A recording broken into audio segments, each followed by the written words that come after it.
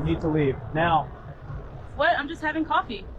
Manager says you're making people uncomfortable. You're trespassing. I bought this coffee 10 minutes ago. I'm not bothering anyone. Are you leaving or do I need to remove you? You're making a mistake. FBI, Special I don't Agent care Monroe. if you're the president, you're leaving. Officer Craig Bartlett had been with the Seattle Police Department for 8 years when he walked into a situation that would destroy his career and cost the city $5.2 million. He was 33 years old, experienced enough to know better, but apparently convinced that his judgment was infallible. One Tuesday morning in a crowded downtown coffee shop, he received a call from a nervous manager about a suspicious person who didn't belong there. The suspicious person was Special Agent Jennifer Monroe, a 16-year FBI veteran sitting alone with her laptop and coffee, preparing for a meeting. What Bartlett did next, ignoring her credentials, dismissing witness testimony, and arresting her in front of dozens of morning customers, would become a textbook example of how racial profiling destroys lives and careers. Before we continue, where are you watching from? If this is your first time here, please hit that subscribe button. Stories like these need to be shared, and your support helps us bring more truth to light. Peak Street Coffee sits on the corner of 4th Avenue and Pike Street in downtown Seattle. It's the kind of place that fills up every morning with professionals grabbing their caffeine before work, lawyers, tech workers, business people, students, high ceilings, exposed brick, Edison bulbs hanging from the ceiling, and tables packed close together. It was 8:15 a.m. on a Tuesday in March. Rain tapped against the large front windows. The morning rush was in full swing. Every table was occupied. The line at the counter stretched to the door. Special Agent Jennifer Monroe had been with the FBI for 16 years. 16 years working cases that required precision, patience, and an ability to see patterns others missed. She'd spent 8 years in financial crimes, dismantling money laundering operations and investment fraud schemes. 5 years before that, in cyber crimes, tracking down hackers who targeted infrastructure and financial institutions. 3 years in counterintelligence before that, she testified before grand juries, coordinated with the Treasury Department and SEC, and trained junior agents in forensic accounting. She'd received the Attorney General's Award for Distinguished Service. Her supervisors called her meticulous. Her colleagues called her the agent who never missed a detail. At 41 years old, Jennifer Monroe was exactly where she'd worked, to be trusted, respected, and given responsibility for complex investigations that required both intelligence and composure. That Tuesday morning, Monroe was off duty but preparing for a 9:30 a.m. meeting with a confidential informant in a federal investigation. She'd arrived at Peak Street Coffee at 7:50 a.m., ordered a large black coffee and a croissant, and claimed a small table near the window. She'd opened her laptop and spent the next 20 minutes reviewing her case notes, making sure she had her questions organized. She wore dark jeans, a gray blazer over a white blouse, and low heels. Professional, but not obviously law enforcement. Her FBI credentials were in her purse on the chair next to her. Her service weapon was locked in her car. She rarely carried off duty unless the situation required it. She looked like what she was, a professional woman having coffee before a business meeting. She'd done nothing to attract attention. She'd spoken to no one except the barista who took her order. But to one person in that coffee shop, Jennifer Monroe's presence was a problem, and that person had decided to do something about it. Dylan Kershaw was 24 years old. He'd been the assistant manager at Peak Street Coffee for 18 months, hired right out of college with a degree in hospitality management and big plans to open his own cafe someday. He was enthusiastic,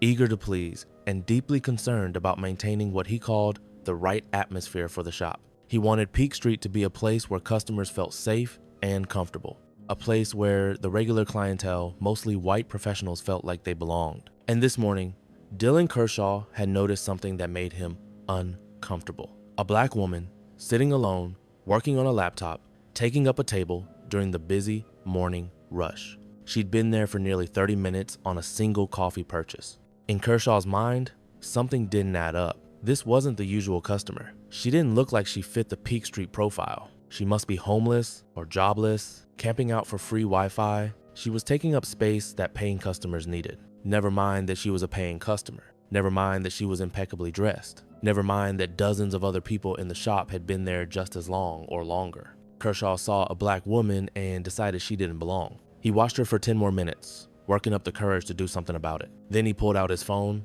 and called the police, non-emergency line. "Hi, I'm the manager at Peak Street Coffee on Pike Street. "We have a person here who's been loitering for a long time and making customers uncomfortable. Could you send an officer?" The dispatcher asked standard questions. Is the person being threatening? Causing a disturbance? No, but she's been here a really long time and she's making people uncomfortable just by being here. Is she a paying customer? Kershaw hesitated. She bought a coffee, but that was like 30 minutes ago. Has she violated any store policies? Not exactly, but I need her to leave. The call was logged. A unit was dispatched. Officer Craig Bartlett responded. Do you think managers should face consequences for calling police on customers based on racial bias? Drop your answer below. Craig Bartlett had been with the Seattle Police Department for 8 years. In that time, he'd compiled a record that should have raised red flags at every level of supervision. 11 complaints. 11. 8 of them involved allegations of racial profiling or excessive force against people of color. 3 had been sustained, resulting in written reprimands and mandatory retraining. The other 8 had been closed with insufficient evidence, or not sustained findings, despite witness statements and circumstantial evidence. Bartlett had a pattern. He responded aggressively to calls involving people of color in spaces where he didn't think they belonged. A black family having a barbecue in a public park, Bartlett demanded to see their permit and threatened citations when they questioned his authority. A Hispanic teenager skateboarding near a shopping center, Bartlett detained him for 45 minutes, searching his backpack without consent. An Asian man photographing architecture downtown Bartlett questioned whether he was conducting surveillance for terrorism. The pattern was clear, the documentation was extensive, but somehow Bartlett remained on patrol. His supervisors noted in evaluations that he was results-oriented but sometimes lacking in community sensitivity, and that he should improve his approach to de-escalation.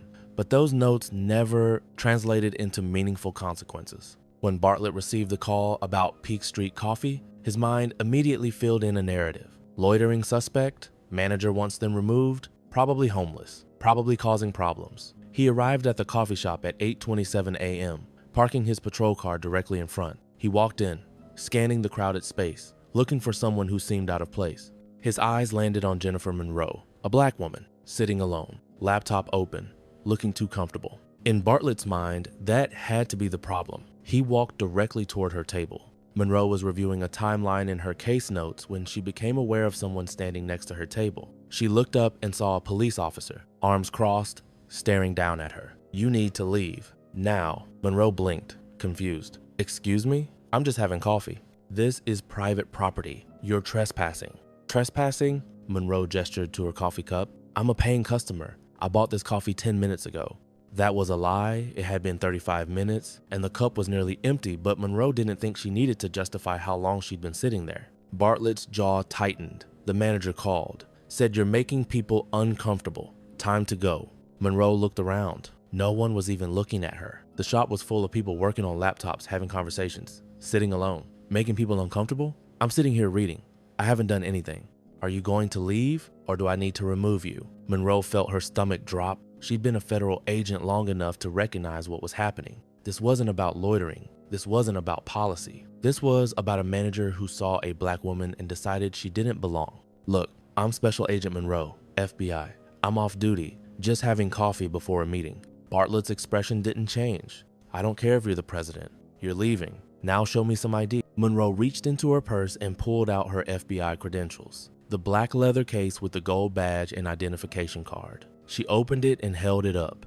"Here, FBI credentials. Special Agent Jennifer Monroe. Now do you understand this is a mistake?" Bartlett glanced at the badge. His expression hardened. "Anyone can print a fake badge. Stand up and put your hands behind your back." The coffee shop had gone quiet. Conversation stopped. People turned to stare. Phones came out. Monroe's voice remained calm, but the edge was unmistakable. "Officer, that is a legitimate federal credential. You can verify it with one phone call to the Seattle FBI field office. I'm asking you to do that before this goes any further. Stand up now." "I'm not standing up. I'm a federal agent. I've committed no crime. I've violated no policy, and you have no legal authority to remove me." This is where bias becomes impenetrable. Officer Bartlett had responded to a call about a black woman in a coffee shop. When he arrived, he saw a black woman in a coffee shop. In his mind, that confirmed the complaint. Every piece of evidence after that, the credentials, the calm demeanor, the professional appearance, was filtered through his initial assumption. He wasn't looking at an FBI agent. He was looking at someone trying to avoid arrest. Should officers be required to verify federal credentials before making arrests in non-emergency situations? Let me know what you think. Monroe knew she had a choice. She could continue to assert her rights and risk this escalating to violence. Or she could comply, let this catastrophic mistake play out, and deal with the consequences later. She chose documentation over resistance. "I'm complying under protest," Monroe said, her voice loud enough for everyone in the shop to hear. "I am Special Agent Jennifer Monroe, FBI. This officer is arresting me for sitting in a coffee shop. Everyone here is witnessing this. Please record it." Several people were already recording. A woman near the counter pulled out her phone. A man at the next table angled his camera toward them. Monroe stood slowly, gathering her laptop and closing it. Bartlett grabbed her arm roughly. "Hands behind your back. Don't touch me like that. I'm complying. There's no need for force." Bartlett yanked her arm harder, spinning her around. He pulled her arms behind her back and snapped handcuffs on. The cuffs were tight, deliberately tight. Monroe winced but said nothing. She wouldn't give him the satisfaction. "You're under arrest for trespassing and resisting an officer." "I didn't resist. Everyone here saw that I complied. And I'm not trespassing. I'm a paying customer." The crowd had grown. Someone near the door called out, "This is wrong. She didn't do anything." Another voice, "She's been sitting there for 30 minutes. Nobody complained. She's just working on her computer." Bartlett ignored them. He marched Monroe toward the door, still handcuffed, her purse and laptop left behind on the table. Outside, Monroe saw what she'd expected. Body cameras, dash cameras, witnesses, evidence. This was all being documented. "Officer Bartlett," Monroe said, reading his nameplate, "you are arresting a federal agent without cause. You refused to verify my credentials. You used unnecessary force, and you're doing it in front of dozens of witnesses. This will end your career." Bartlett opened the back door of his patrol car. "Get in. I want your badge number, I want your supervisor's name, and I want to know who called this in. You'll get all that at the station." He guided her into the back seat, closed the door, and got behind the wheel. As he pulled away from the curb, Monroe looked back at the coffee shop. People were standing outside now, phones up, recording. The story was already spreading. Why do some officers interpret calm professionalism and federal credentials as deception? Comment your thoughts. The drive to the precinct took 12 minutes. Monroe spent it documenting everything mentally. Times, statements, actions. She testified in dozens of federal trials. She knew how to build a case. And this case was building itself. They arrived at the precinct. Bartlett walked her inside, still handcuffed, past the front desk, where a sergeant looked up with immediate concern. "Bartlett, what do you have?" "Trespassing at Peak Street Coffee." Suspect refused to leave when asked by the manager and by me. The desk sergeant stood. "Did she resist?" "She refused to comply with a lawful order." Monroe spoke up, her voice clear and controlled. "Sergeant, I am Special Agent Jennifer Monroe, FBI. I was sitting in a coffee shop having coffee before a meeting. The manager called police because I'm black. Officer Bartlett arrested me after I showed him my federal credentials, which he dismissed as fake. I complied completely. There was no resistance. And this entire incident is on video from multiple witnesses." The desk sergeant's face went pale. "She showed you FBI credentials?" Bartlett pulled the credentials from his pocket and handed them over. Claims they're real. The sergeant examined them carefully. The badge, the ID card, the hologram, the seal. Everything about them screamed authentic. "Bartlett, these are real. They're real. I've seen enough federal credentials to know." He looked at Monroe. "Ma'am, what's your badge number?" Monroe recited it from memory. The sergeant picked up the phone. "I'm calling the FBI field office right now." The confirmation came back within 3 minutes. "Special Agent Jennifer Monroe, active duty, Financial Crimes Division, 16 years of service." The sergeant hung up and turned to Bartlett, his voice dropping to something cold and dangerous. "You arrested an FBI agent for sitting in a coffee shop after she showed you her credentials." The manager said, "I don't care what the manager said. You verify before you arrest. That's basic procedure. Take those cuffs off her right now."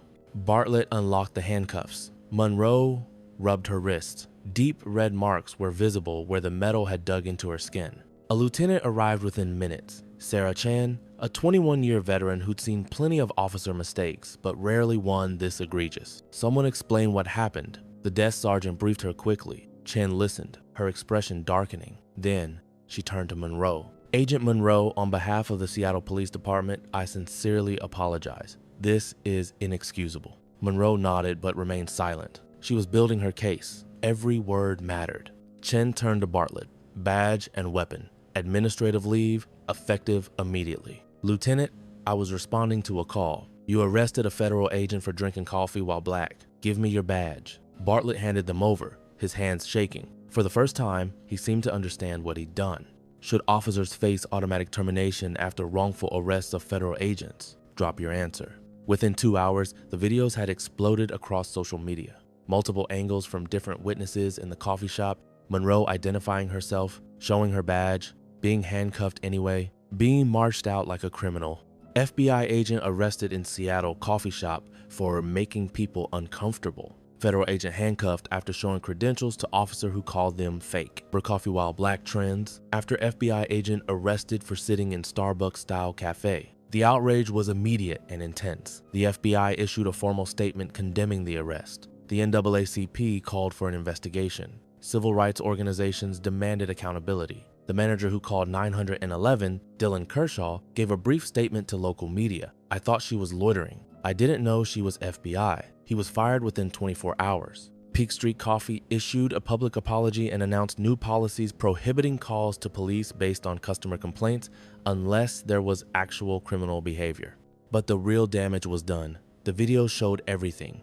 A black woman, professionally dressed, working on her laptop, showing federal credentials, being arrested anyway. Civil rights attorneys contacted Monroe within hours. This wasn't just a wrongful arrest. This was racial profiling. This was a civil rights violation. This was proof that even a federal badge wasn't enough to protect black people from bias. The lawsuit named Officer Craig Bartlett, Lieutenant Sarah Chen, for supervisory failure, Dylan Kershaw, the manager, Peak Street Coffee, and the Seattle Police Department.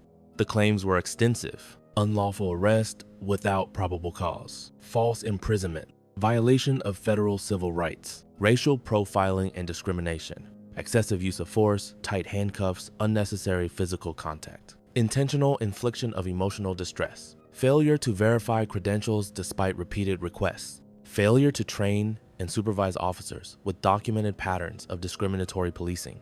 The city's attorneys and Peak Street's insurance lawyers reviewed the evidence and reached the same conclusion: indefensible. The videos were everywhere. The witnesses were credible. The FBI was involved. The city settled within 10 months. $5.2 million paid to Special Agent Jennifer Monroe. Peak Street Coffee contributed an additional $800,000 from their liability insurance. Officer Craig Bartlett was terminated 9 weeks after the incident. The termination letter was final and devastating. Officer Bartlett arrested a federal agent without probable cause, refused to verify legitimate credentials, and engaged in racial profiling. Despite 11 prior complaints and multiple training interventions, Officer Bartlett continued to demonstrate discriminatory policing practices. His employment is terminated immediately. Bartlett's name was entered into the National Decertification Index. His law enforcement career was over at 33 years old.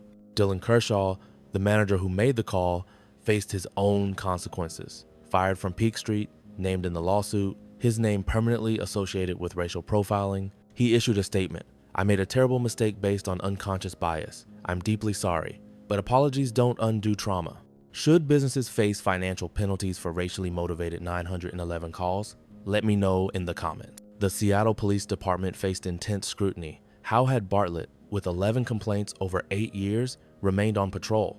Why hadn't supervisors removed him after the 3rd complaint? The 8th? What training existed to prevent officers from arresting people for existing while black? Internal Affairs conducted a comprehensive review. The findings were damning.